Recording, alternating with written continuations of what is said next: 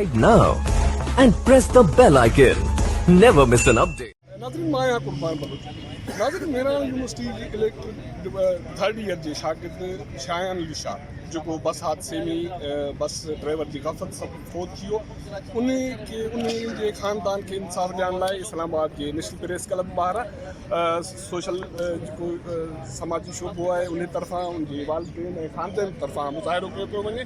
अजीब ॻाल्हि आहे त सिंध में माण्हुनि खे इंसाफ़ नथो मिले ऐं जेका बि ज़्यादती थिए थी नौजवाननि सां या फौजी थिए थी उन्हनि खे इंसाफ़ ॾियण लाइ माण्हुनि खे इस्लामाबाद अचणो थो पवे ऐं इहो ई सबबु आहे त मरहूम शायान शाह जेको बस ड्राइवर जे गफ़लत सबबु फौत थी वियो उनखे उनजी FIR बि कटी आहे पर उनजे बावजूदि इंतिज़ामिया उनजे ड्राइवर खे फ़रार करायो आहे। जेको ट्रांसपोर्ट ऑफिसर आहे ऐं DRO जेके हिन फौजी जा जेके आहिनि मालिक उन्हनि बि उनखे क़सूरवार करार ॾिनो आहे। उन्हनि जो इहो चवणु आहे त हीउ हादसो को पहिरियों हादसो कोन्हे इन खां पहिरियां बि हादसा थिया आहिनि नौजवान फौत थिया आहिनि पर इंतिज़ामिया जे कन ते का जूं न पई सघे। अॼु इन हवाले सां नेशनल प्रेस क्लब ॾाढो ही सोशल सेक्टर जा ऐं शागिर्द तंज़ीमनि जा जेके नुमाइंदा आहिनि उहे मुज़ाहिरो कनि पिया ऐं हुननि जो मुतालबो इहो आहे त मरहूम शायान अली शाह जे जेके आहिनि वारस आहिनि उनखे इंसाफ़ ॾियारियो वञे। जेको बस ड्राइवर जंहिंखे फ़रार करायो वियो आहे उनखे गिरफ़्तार कयो वञे ऐं हुन सां गॾो गॾु जेको ट्रांसपोर्ट ऑफिसर आहे PRO आहे जेके जंहिंजी गफ़लत जे करे हीउ वाक़ियो थियो आहे हिन खां अॻु में बि वाक़िया थिया आहिनि मासूम शागिर्द फौत थिया आहिनि पर उन्हनि खे इंसाफ़ न आहे मिलियो ॾे वठि कई वञे थी ऐं जेके उनजा ख़ानदान उन मुतासिर ख़ानदान खे इंसाफ़ न ॾिनो वञे। मरहूम शायान अली शाह जेको थर्ड ईयर जो शागिर्द हुयो मेरान यूनिवर्सिटी जो उनजी मुस्तक़बिल सॼी अॻु पोयां पे ही उनजे ख़ानदान जूं उनमें उमेदूं हुयूं पर इहो सॼो अमल हिकिड़ी गफ़लत सबबु उहो मरहूम फौत थी वियो। उनजी भेण आहे मासूम उहा प्रोटेस्ट करे पई हुनजो भाउ आहे हुनजो वालिद अलीमीर शाह साहिबु मौजूदु आहे जेको सिंध में जदोजहद करण जे बावजूदि हुनखे इंसाफ़ न मिलियो उनजो इहो ई सबबु आहे त हुनखे अॼु हिते इस्लामाबाद काई अचणो पियो आहे ऐं हुननि जो इहो ई चवणु आहे त हुनजी का हिसाब का दुश्मनी कोन्हे फ़क़ति उन्हनि खे इंसाफ़ ॾिनो वञे। जेका FIR कटी आहे उन में जेके मुलज़िम ॼाणाया विया आहिनि उन्हनि ख़िलाफ़ कार्रवाई की वञे त जीअं अॻिते जेके आहिनि ख़ानदान या फैमिलीज़ आहिनि उहे मुतासिर न थियनि। असां गॾु मौजूदु आहे मरहूम शायान शाह जो वालिद अलीमीर शाह साहिबु। साईं माना छा सबबु आहे FIR कटी आहे इस्लामाबाद की तव्हां सिंध में हिते कई आहे इंसाफ़ लाइ छा उते सिंध में इंसाफ़ न पए थी वियो आहे गवर्नमेंट कुझु न पई करे मेरा यूनिवर्सिटी इंतिज़ामिया को दादरस न पई करे। साईं सिंध में असां हर डिस्ट्रिक्ट में हर प्रेस क्लब जे साम्हूं एहतजाज कयो आहे। असां हुनजी जेका बेल एप्लीकेशन हुई उनखे अपोज़ बि कयो सॼी डिस्ट्रिक्ट ॿार हुननि खे अपोज़ कयो पर असांखे लॻे थो त हिते जेको इंसाफ़ आहे उहो बि रूपोश थी वियो आहे। जीअं ड्राइवर रूपोश थी वियो आहे यूनिवर्सिटी हुनखे रूपोश करे गुम करे छॾियो आहे तीअं इंसाफ़ बि रूपोश थी वियो आहे अञा ताईं असांखे को बि इंसाफ़ न मिलियो आहे।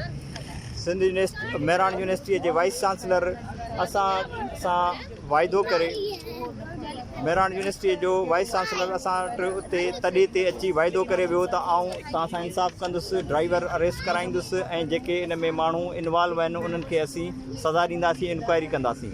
हुननि जस्ट इंक्वायरी करे पंहिंजी इंक्वायरी उन्हनि कई आहे उन में इंक्वायरी में बि हुननि पाण रिपोर्ट ॾिनी आहे त असांजो ड्राइवर जेको आहे सो ॾोही आहे। जॾहिं तव्हांजो ड्राइवर ॾोही आहे त पोइ तव्हांजो ट्रांसपोर्ट ऑफिसर खे तव्हां अञा ताईं साॻी पोज़ीशन ते छो विहारे वेठा आहियो जंहिं उन बस तां खून जा दॿा वॉश कराए ऐं उनखे 8 ॾींहंनि खां पोइ पुलिस जे हवाले कयो ऐं ड्राइवर खे भॼाए छॾियो ऐं इहो ई साॻियो ट्रांसपोर्ट ऑफिसर ऐं साॻियो ड्राइवर 2 साल पहिरीं साॻियो हिकिड़ो जुर्म करे चुका आहिनि त उनखे 2 साल 3 साल वरी साॻियो कंटिन्यू करण जी कहिड़ी ज़रूरत हुई।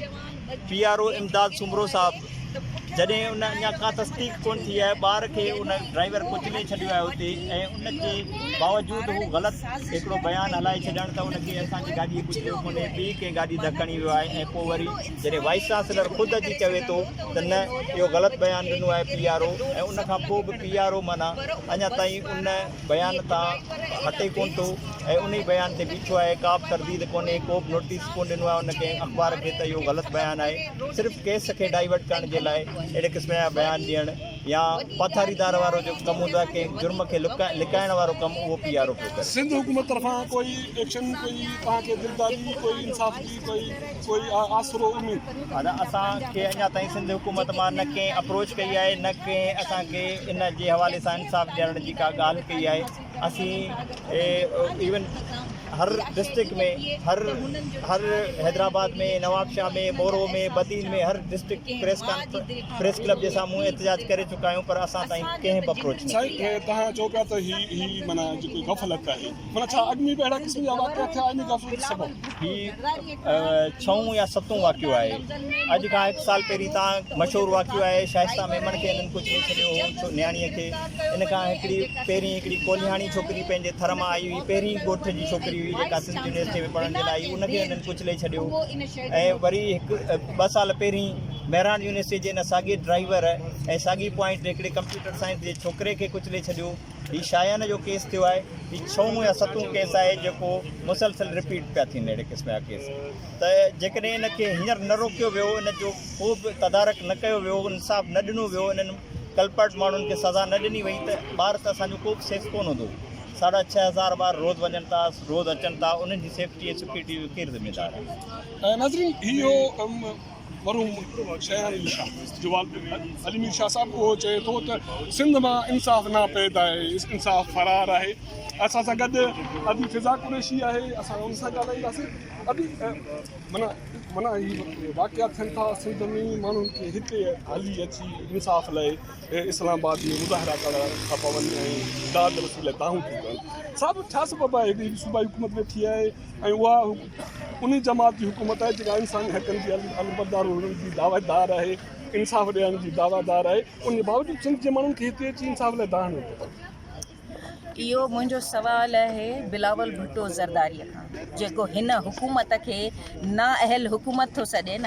ऐं अॼु शायान जे केस में ऐं अहिड़नि समूरनि नौजवाननि जे केस में बिलावल भुट्टो ज़रदारी ऐं उन जी हुकूमत खां सुवाल थी करियां त तूं ॿुधाए सिंध में तुंहिंजी हुकूमत आहे न, उहा केतिरी अहल हुकूमत आहे? तव्हां जो CM जेको वेठो आहे उहो केतिरो अहल आहे? यूनिवर्सिटियुनि जा चांसलर केतिरा अहल आहिनि जेके असांजे बच्चनि खे असीं फ़ियूं था भरियूं? पॉइंट बस जी बि फीस हूंदी, पढ़ाईअ जी बि फीस हूंदी। माइट कमाए जेको आहे पंहिंजे पेटनि ते पथर ॿधी बुखूं काटे पंहिंजे बच्चनि खे, नौजवाननि खे इन्हनि यूनिवर्सिटियुनि में मोकिलीनि था त उहे डॉक्टर, इंजीनियर, प्रोफेसर असांजे सिंध जो मुस्तक़बिल थी उभरंदा।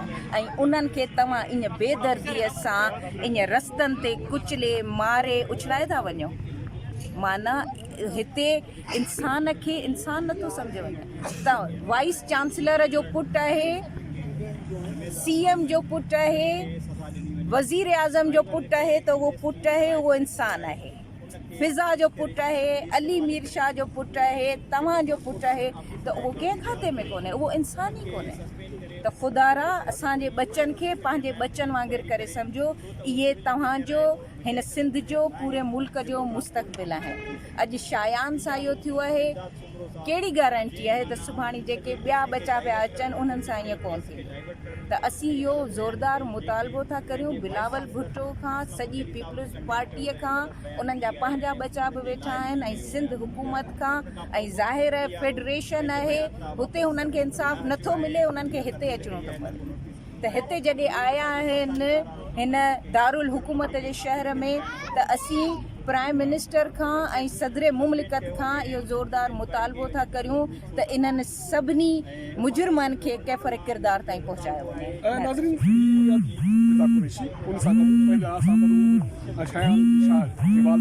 सैयद अली शाह सां ॻाल्हि कई, सभिनि जो मुतालबो इहो आहे त मुतासिर ख़ानदान सां इंसाफ़ ऐं नौजवान जेकी मुस्तक़बिल सॼा पोयां पई ख़ानदान जूं उन में उमेदूं हुयूं, उन सां उन जी ज़िंदगी गफ़लत सबबु बुझाई वई, उहा ख़तमु कई वई, उन जे ख़ानदान खे इंसाफ़ ॾिनो। असांजो चैनल ॾिसंदा रहो, शेयर कयो ऐं सब्सक्राइब कयो।